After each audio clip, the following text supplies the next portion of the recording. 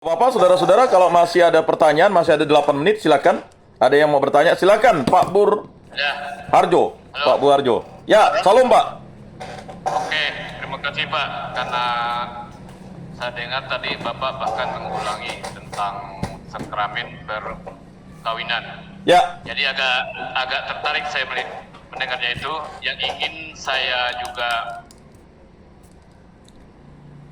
baik pertanyaan dan pendapat saya Ya. khusus tentang sakramen perkawinan. Di dalam Alkitab jelas itu baik di PL maupun di PB ya, itu kita baik laki-laki ataupun perempuan itu tidak boleh menceraikan sesuai dengan di Alkitab, itu jelas. ya, Tetapi fakta sekarang dari dulu dan sekarang itu tetap ada. ya, betul. Bahkan sekarang juga ada yang melakukan perkawinan atau sakramen pernikahan itu bisa dilaksanakan. Baik itu dilaksanakan oleh pendeta, oleh pastor, bahkan uskup, itu ada dilaksanakan.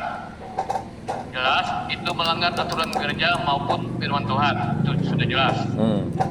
Jadi di sini yang saya mau pertanyakan dan bahkan menurut pendapat saya juga ini jelas ini melanggar perintah Tuhan atau hukum Tuhan. Ya, Itu jelas. Tetapi kenapa ini ada seorang imam atau hamba Tuhan baik itu pendeta, pastor, uskup berani melakukan itu. Sementara perkawinan mereka itu masih sah dan mereka alasan dasarnya berani melakukan itu hanya sudah cerai dari adat. Jelas di firman Tuhan ketika belum meninggal itu berarti mereka kategori berzina. ya, Jadi dengan saya kalau menurut pribadi saya juga ini walaupun mereka sudah sah, tetapi walaupun mereka sudah sah secara sakramen pernikahan, tetapi mereka masih kategori berzina. Itu sesuai dengan firman Tuhan. Jadi menurut saya juga saya minta pandangan juga dari Pak Yakobus. Kalau menurut saya jelas mereka juga walaupun di dunia ini mereka bisa selamat dari hukuman atau perintah Tuhan, tetapi menurut saya di akhirat kedua-duanya ini juga tetap kategori pelanggar hukum Tuhan atau firman Tuhan. Jelas. Jadi menurut saya pandangan Pak Yakobus bagaimana tentang hal ini? Terima kasih.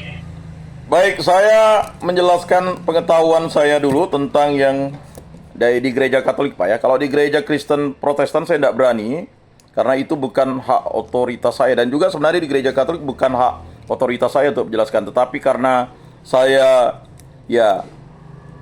ingin menjelaskan, saya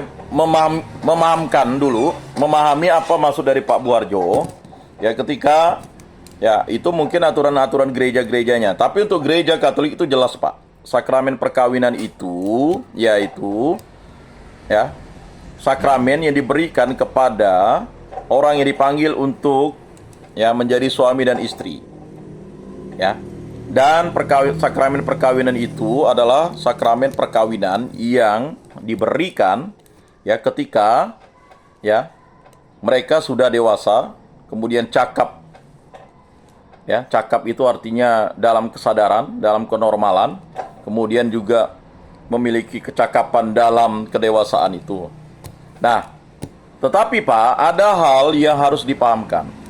Makanya ketika Yesus mengamanatkan kepada Petrus itu, ada hal yang diberikan kepada Petrus juga sebagai pemimpin para rasul. Apa yang kau ikat di dunia akan terikat di surga, apa yang kau lepaskan di dunia akan terlepas di surga. Jadi yang dimaksud itu adalah sakramen pengampunan dosa, sakramen pengurapan orang sakit. Nah, begitu juga dengan sakramen perkawinan. Ketika ada perkawinan yang dilangsungkan cacat kesepakatan nikah, Pak.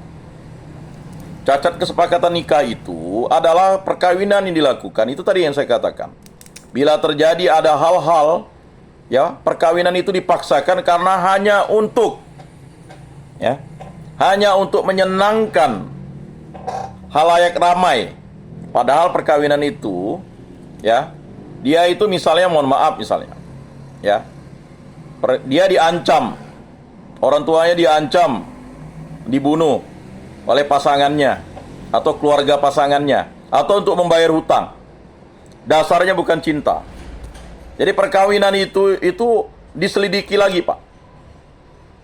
Jadi perkawinan yang cacat kesepakatan nikah itu adalah perkawinan yang bukan dasar cinta. Didasarkan atas paksaan.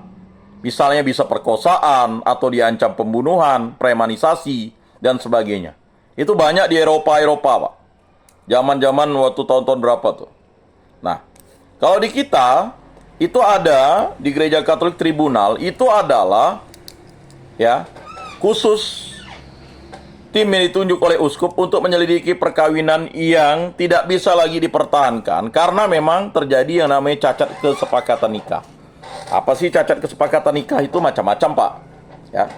Memang itu haknya pastor atau imam untuk memberikan itu. Ya, cacat kesepakatan nikah itu kalau misalnya ada penipuan. Ya. Kemudian macam-macam. Misalnya terjadi yang namanya ya perkosaan, ya. Kemudian misalnya terjadi namanya ya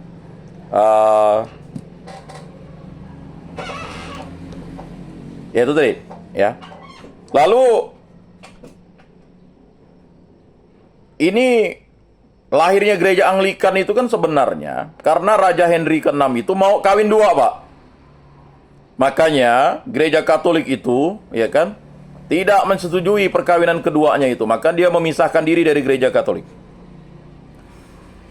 Kalau ada isu yang mengatakan bahwa ada seorang uskup melakukan misalnya hal seperti itu, saya pikir itu adalah hal yang salah, keliru dipandang oleh umat. Saya paham arah pertanyaan Pak Bu Harjo ini, ya kan? Mengapa? Karena itu sudah dalam penyelidikan yang sangat detail dan sangat kuat bahwa telah terjadi yang namanya cacat kesepakatan nikah. Itu saya jelaskan dulu seperti itu, Pak, ya. Jadi tidak boleh, jangankan jauh, Pak, perkawinan dispensasi aja. Perkawinan dispensasi itu perkawinan beda agama. Ada yang perkawinan beda gereja namanya. Nah, tapi sekarang kalau di hukum negara itu perkawinan beda agama. Antara misalnya Katolik dan Kristen, Protestan itu udah dianggap perkawinan beda agama sekarang. Tapi kalau di Katolik itu perkawinan itu didasarkan atas cinta. Makanya ada perkawinan dispensasi. Nah, dispensasi itu saja itu harus izin uskup. Pastor paroki tidak boleh memberikan dispensasi. Harus uskup, otoritas tertinggi. Nah, itu. Nah, jadi saya jelaskan seperti itu supaya Bapak mengerti bahwa di gereja Katolik itu sakramen perkawinan itu diberikan dengan selektif dan dengan persiapan yang matang.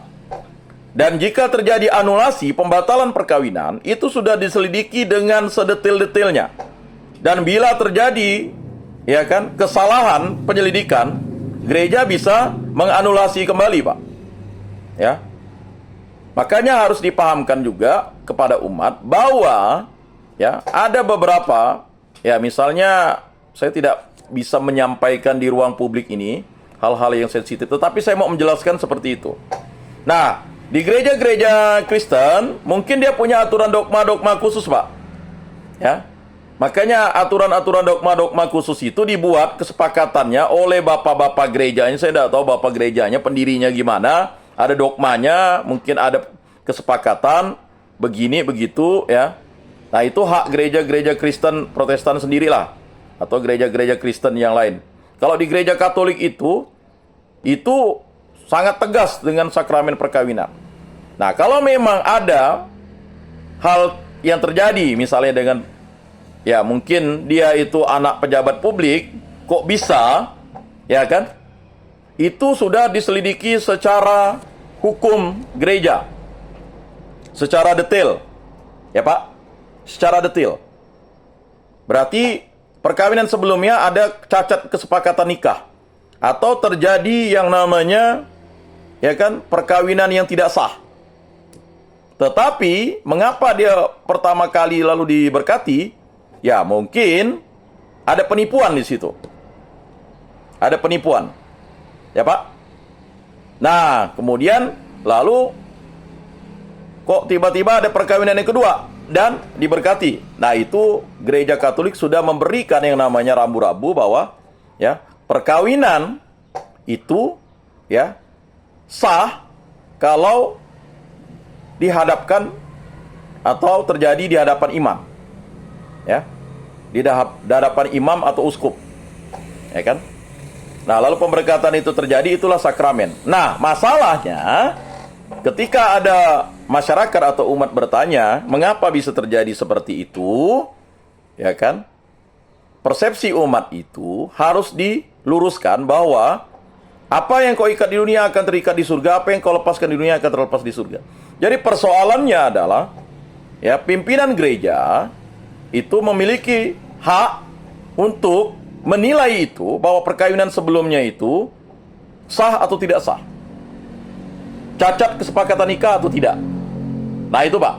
Maka dia baru bisa diberikan, kalau dia ingin kawin yang kedua kalinya, kata kawin kedua kalinya itu, dia ingin diberkati, tetapi sebenarnya yang sebelumnya itu udah digugurkan dulu Pak.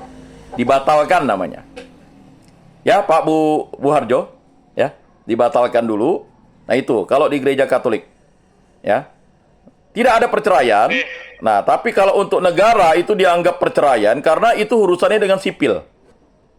Yang namanya perkawinan untuk yang non-Islam di negara kita harus perkawinan sipil, Pak. Nah, jadi seperti itu. Ah, mungkin itu dulu, Pak, jawaban saya. Oke, Mungkin waktu juga yang memisahkan. Ya, kita akan membahas lebih detail. Ini faktanya ada Pak. Ya. Yang itu, baik Katolik baik Kristen itu ada. Ya, saya paham, Pak. Oke, Nah, terima kasih Pak. ya, jadi hal-hal semacam itu memang menjadi omongan publik dan omongan umat. Ya kan? Tetapi marilah kita mencari akar persoalannya dan kita memahamkan umat bahwa apa yang dilakukan oleh pejabat-pejabat gereja itu pastilah ada konsekuensi moral sama yang diberikan oleh Bapak tadi. Mari kita tutup kegiatan kita dengan berdoa. Dalam nama Bapa dan Putra dan Roh Kudus. Amin. Allah Tritunggal yang Maha Kudus, kami bersyukur di hadapan-Mu. Karya agungmu lah yang menyatukan kami di tempat ini sehingga kami dapat dipahamkan banyak hal tentang ajaran iman-Mu. Semoga kami semakin paham dan semakin setia kepadamu. Berkatilah, bimbinglah kami, terutama kami yang hadir ini, agar kami menjadi terang dan garam, mau mengampuni kesalahan orang.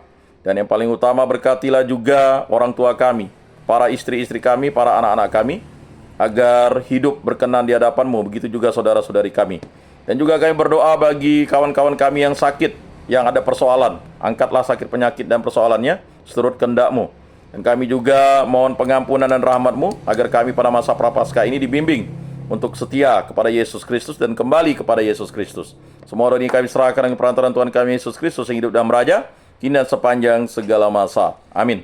Dalam nama Bapa dan Putra dan Roh Kudus. Amin. Salam kasih damai dan sejahtera. Tuhan memberkati, menyertai dan melindungi. Salve. Salve.